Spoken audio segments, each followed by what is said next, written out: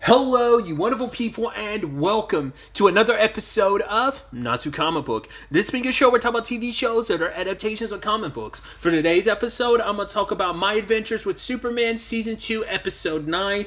A lot of really interesting things went down in this episode, so let's break it down. I like where we start, where it plays into what I was talking about beforehand, that basically the way the Black Mercy is what it's called, the contraption that's got Clark trapped and now Lois, is it basically it traps him in a simulation, and it's basically replacing all his memories of Earth and making it seem like, oh, you grew up on Krypton. It is kind of interesting that the home that you never got to know is now being used to replace the home that you did know, because that is fundamental. His time on Earth, his parents, Lois, Jimmy, are all fundamental for making him who he is, and you kind of strip that away to replace it with the home, like I said, that he never really got to know.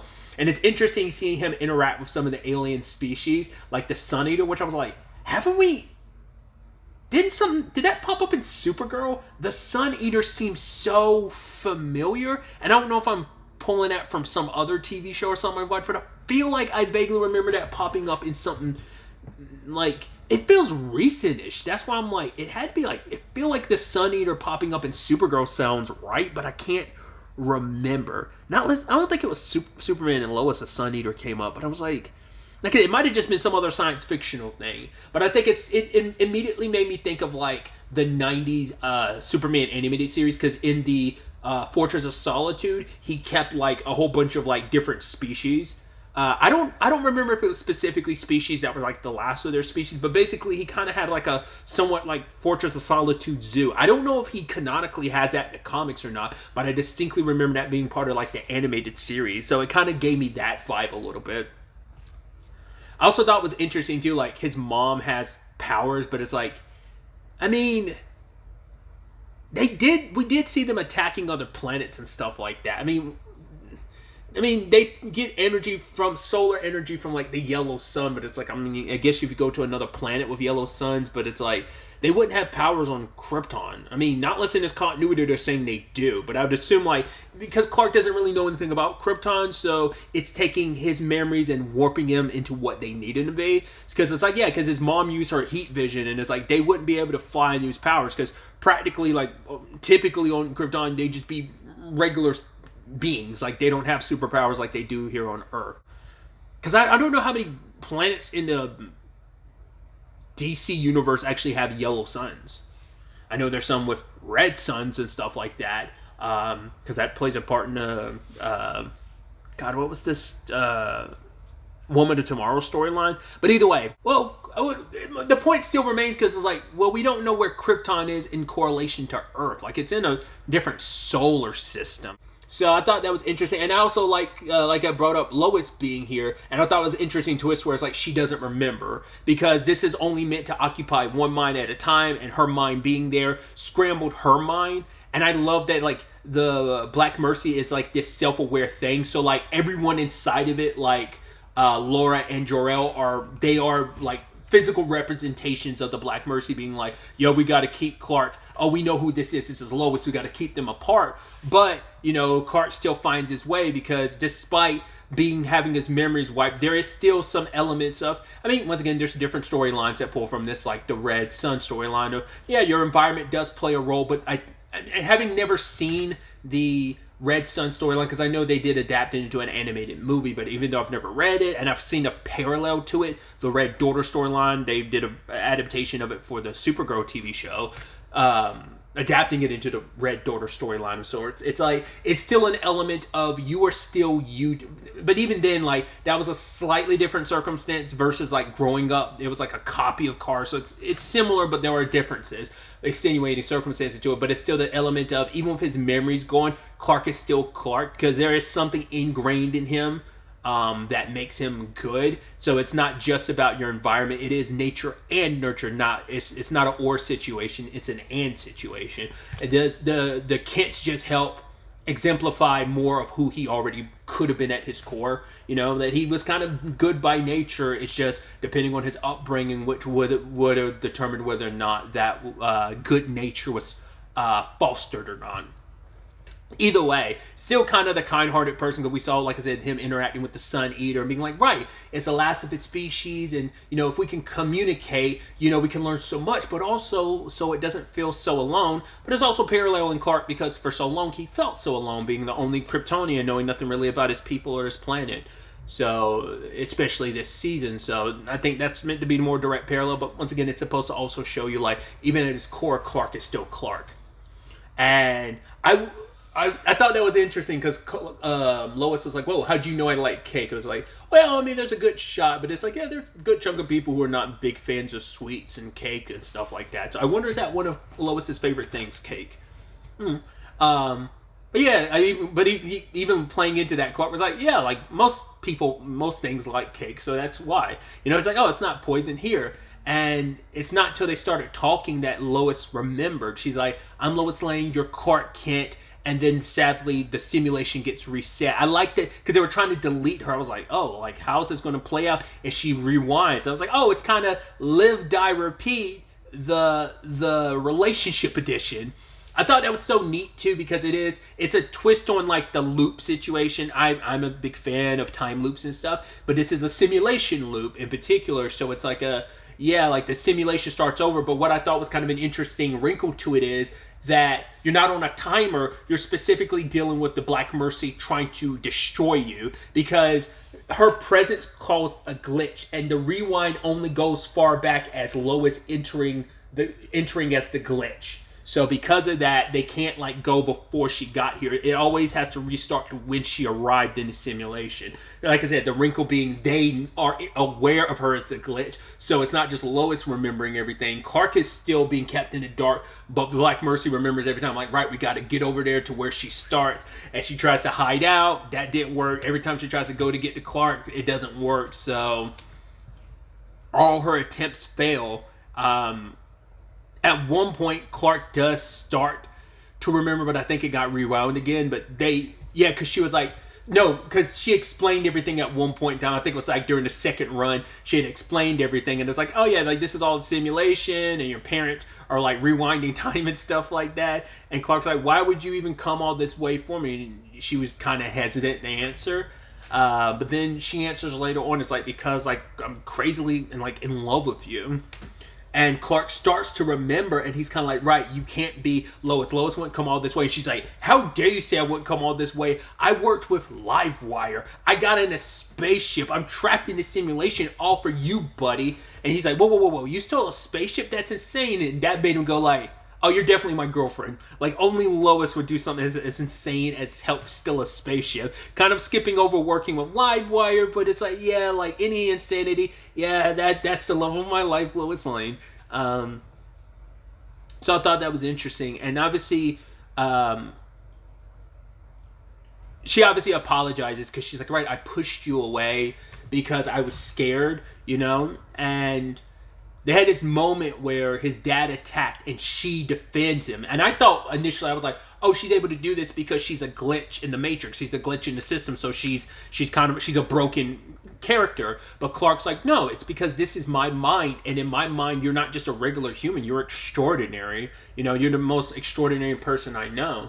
And they kind of like make up. And I thought it was really beautiful.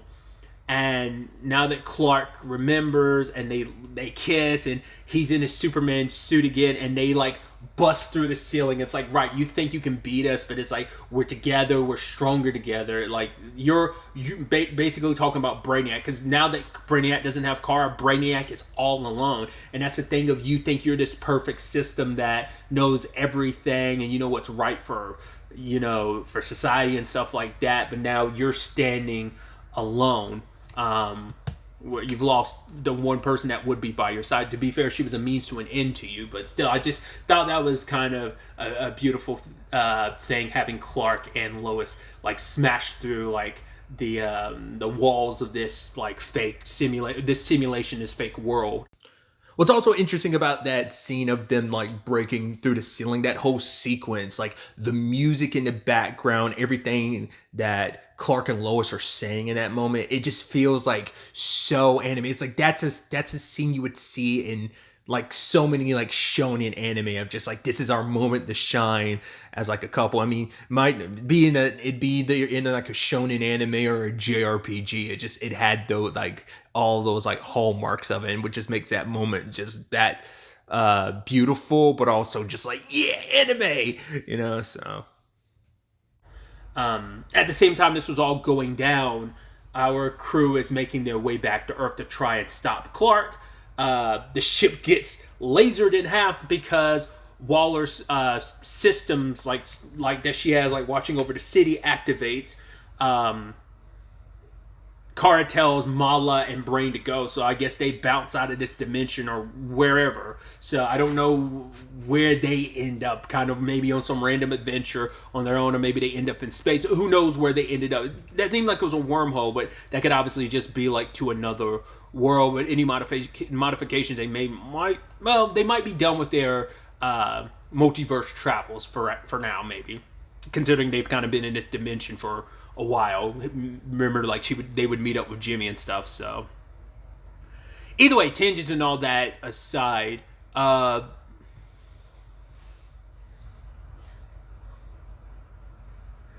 Waller isn't willing to listen to anything Jimmy has to say. He's like, right, like, there's an invader coming in. Like, oh no, we're ready for Superman when he comes. Because in their mind, the only invader they're aware of, other than Kara, is Clark. They don't know what's coming. It's like, oh yeah, a super intelligent computer is what's coming. And they're like, yeah, don't worry about that. So we'll be prepared when the time comes. Luckily, Jimmy was live streaming at the time, so we have Perry White and Vicky Vale showing up. I love Steve being there, busting Jimmy out. It's like, yeah, the Wolf Gang is together, and they managed it. It's like, oh, how you gonna deal with Amanda? And it's like, you just get in the van and you take off, So that's all there was to it. And obviously, Kara is feeling a little hopeless right now because it's like, right, she couldn't beat her father. She led her cousin to get brainwashed, and now it's like he's in Kal-El's body. There's no stopping him. But Jimmy's like, right, you can be a hero too. Like, the fact is you shouldn't give up. And even Steve being like, yeah, you're like Superman's cousin, right? He's like, yeah, the fact is that he gets beat up like all the time. It's like, I love making a joke of that. But he's like, yeah, but the thing is, like, he always kind of gets up. It's like, if he's kind of able to do that, so can you. Like, it isn't just about like always coming out on top. Like, what makes a hero is, despite getting knocked down, you get back up. So Waller and her team are trying to take down Clark. Obviously, like her Task Force X like gets swatted away like nothing.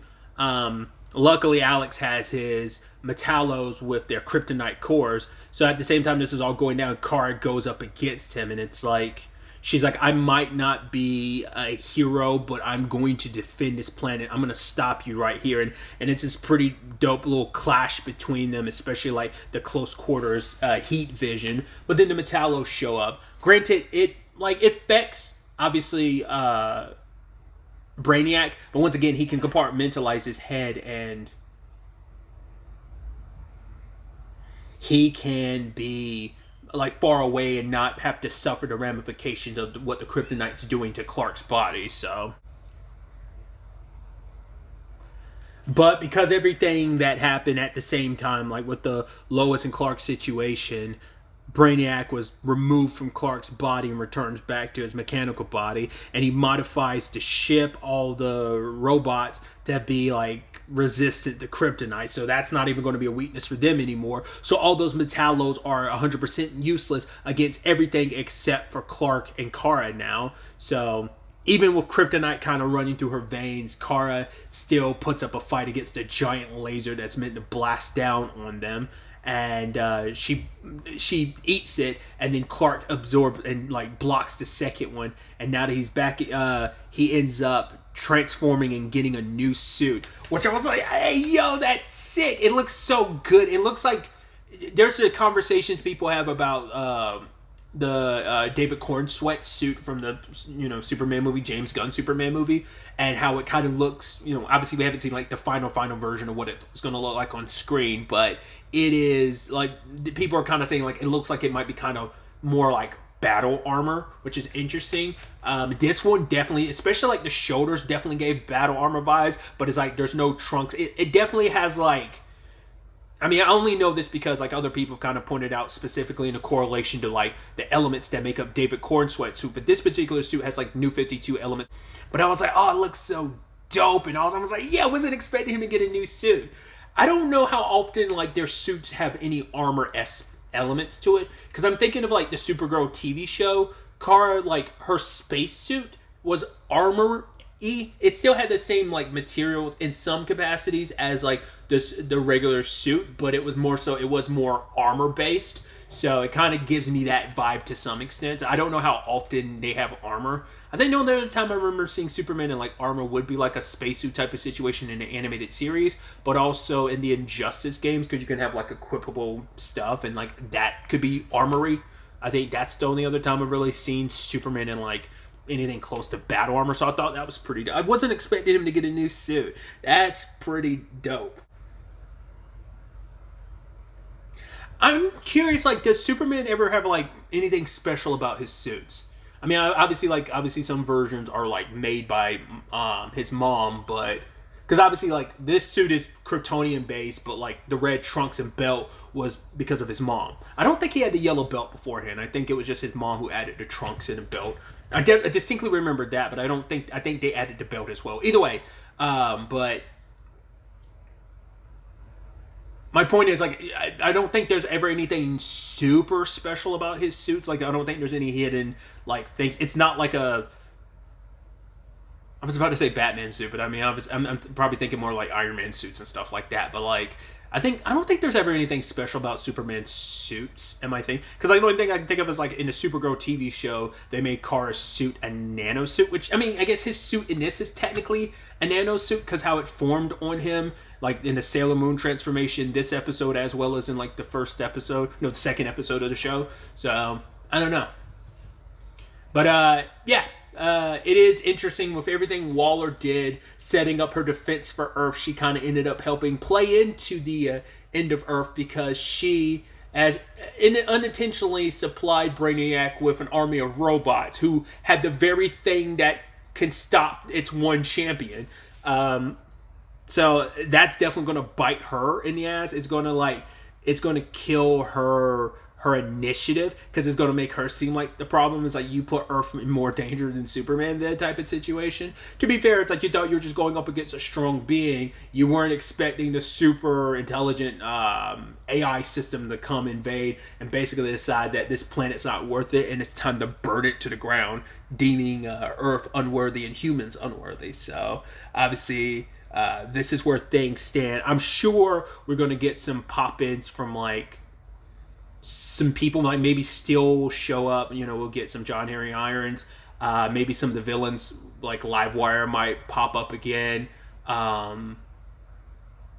Like people are like allies. Like, I definitely see Sam popping up at the last minute to help with this, especially with how Waller's situation gotten blown up. Like, it'll probably make it so that he can like resurface again, because now that this is turned into like a literal public PR nightmare situation. Whether it's during this fight or whether it's in the aftermath of it, I think Sam's going to be more in the clear and more okay where Waller can't do anything.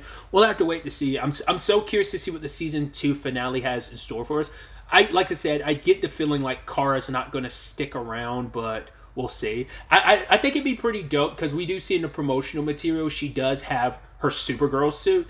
I'm also curious to see which version they're going for. Like using the Supergirl TV show, like is it going to be like the more classic one that she had, like Melissa had for like up for like almost 5 seasons, which is like, you know, the traditional suit and the skirt, or are they going to go with like how she has it from like parts of season 5 on? She had pants, you know, which Melissa appreciated because it's cold in Vancouver where they film. So, but yeah, she like had like a full pants. Kind of like Sasha Calle's like one for the Flash movie is like, except like, you know, obviously Melissa's also had the boots. Sasha Calle's, I don't think she had the red boot. But yeah, that's the thing I'm curious about. Like I said, for a while I was like, my inkling is going to be like Kara's going to go like travel the stars type of situation, but she'll always pop in to check on her cousin, knowing that he's here on Earth and she's out there. I'd love for her to kind of sit down and meet with Pa and Ma Kent. I think that'd be pretty dope. I'm also curious to see what this means for Lex, because the moment all this, he's tied to Waller and them, so if they take the fall, not lest they throw Lex under the bus and so that Waller comes out scot-free, I don't know, but I could definitely see it a situation of definitely leaning into Lex probably going his own way and being more villainous. We'll see. It's going to be interesting to see how this all wraps up, and potentially what it can all what else gets set up for the future in the season 2 finale. So, but really, that's all I want to talk about. Till the next time we meet, be happy, be safe, live life to the fullest, and enjoy it. Good day and goodbye.